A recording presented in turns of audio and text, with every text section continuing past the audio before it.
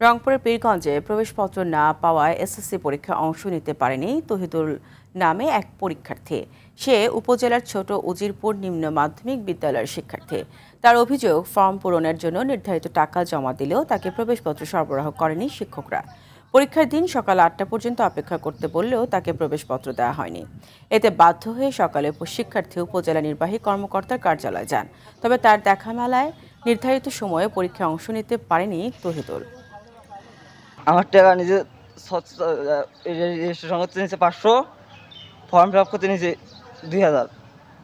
আমার তাও আমার কিছু হয় না, আমার কাছে পরীক্ষা দেওয়া হবে না, আমার এডমিট আসেনি। বলছি যে আবার নতুন করে নাকি আমার রেজিস্ট্রেশন করতে হবে, তারপর পরীক্ষা এডমিট আসবি। ওরা আগে তো করলো না, কাজে রেজিস্ট্রেশন হয় না, তোমার ফর্ম ফিল আপ করবে, আপনার টাকা ঘুরি নেন আপনি। আমি তো ঘুরি নিলাম হয়, আমি দেখলাম হয়। এখন কত যে অন্য স্কুলে ভর্তি করে দিয়েছেন এসে, ওরা জানে, ওরা প্রমাণ দেখ এখন। এর বিচার আমি সূক্ষ্মভাবে জন্য চাই।